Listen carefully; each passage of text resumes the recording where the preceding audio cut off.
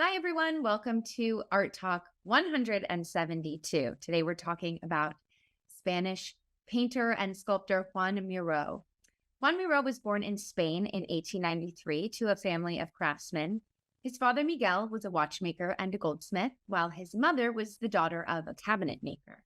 So, perhaps in keeping with his family's artistic trade, Miró exhibited a strong love of drawing at an early age. In 1912, he enrolled in an art academy in Barcelona, where he learned about modern art movements and contemporary Catalan poets.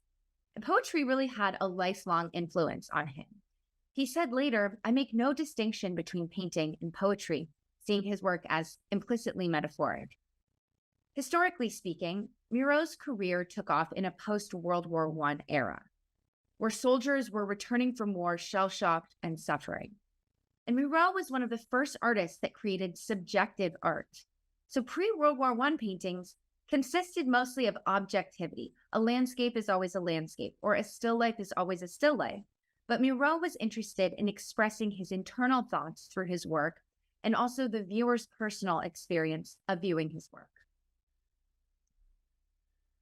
Miró's first solo show in Barcelona in 1918 was a complete disaster. His works ridiculed by both critics and the public, with not a single work sold. So utterly disappointed and seeking a more invigorating and receptive artistic world, he went to Paris in 1920, where he met a number of artists, including Max Jacob, Pablo Picasso, and more. However, it wasn't until 3.5 months later, when he went home to his farm in Montreuil, outside of Barcelona, that he was able to paint, saying, "I immediately burst into painting the way children burst into tears." Miró's landscape evokes life on his family's farm in Montreuil, Catalonia, Spain. A politically autonomous region near Spain's border with France, Catalonia maintains its own parliament, language, history, and culture. And Catalan nationalism has been a subject of debate for more than a century.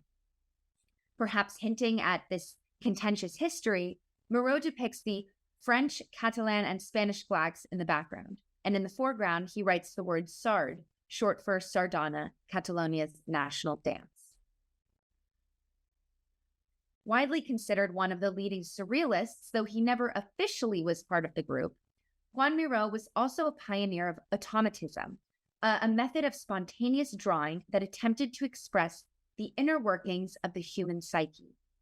Miró used color and form in a symbolic manner, developing intricate compositions, kind of a wandering linear style that combined these abstract elements with recurring motifs such as birds, eyes, the moon, and the stars. This style was a method of art making in which the artist suppresses conscious control over the process, allowing the unconscious mind to give sway. Again, here are some examples of the artist's turn towards surrealism. These pieces are part of a series of 23 paintings on paper that Miró did in 1940 and 41 called Constellations. In 1939, with the outbreak of the war, Miró fled Paris with his family to Normandy. The small village was often in a state of blackout. Miró created his own language of signs to help him cope with the difficult life circumstances. He said, "When I was painting the constellations, I had the genuine feeling that I was working in secret, but it was a liberation for me that I ceased thinking about the tragedy all around me."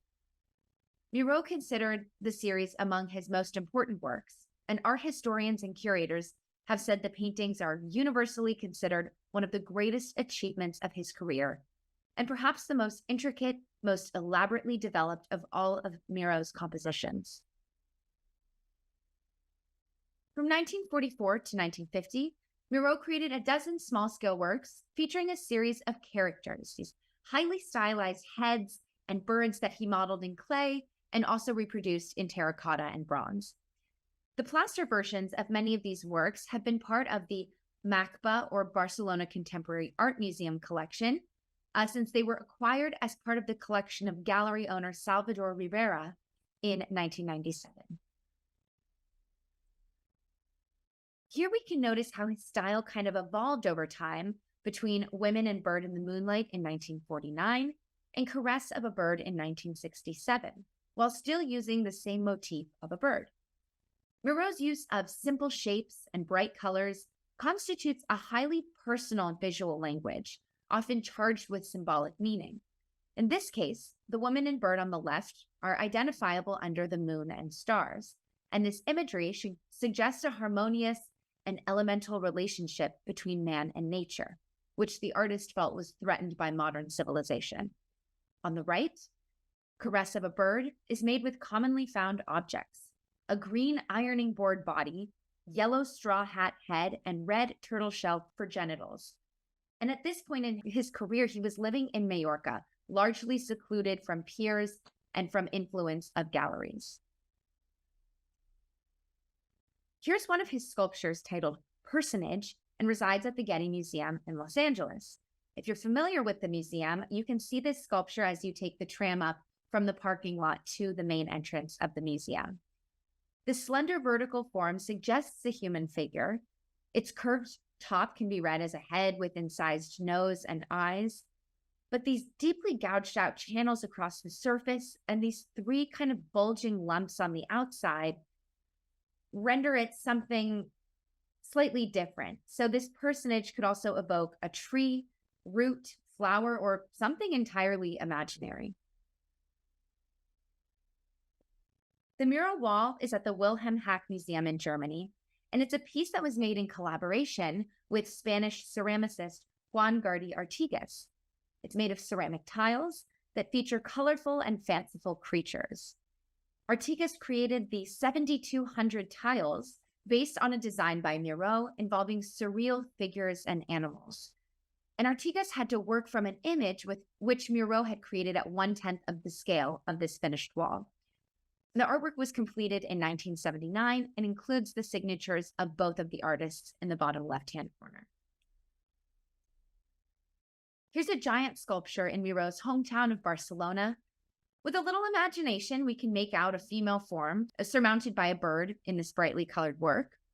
And the sculpture is one of Barcelona's iconic artistic landmarks, and it's actually located in the Parc de Joan Miró. The outside features glazed mosaic tiles that came again from his friend and collaborator, Juan Gardi Artigas. As Miró aged, he continued to receive many accolades and public commissions. He continued to head in new directions, saying, "It's the young people who interest me and not the old dodos. If I go on working, it's for the year 2000 and for the people of tomorrow." So here's an image of his studio in Palma de Mallorca, where he spent most of his time in his later years and eventually died here. Miró once famously stated, "I want to assassinate painting." And he explored the possibility of creating an entirely new visual vocabulary for art that could exist outside of the objective world. His explorations of all media and innovative techniques gave his work an edge, simultaneously new, yet instantly recognizable as Miró. Thank you.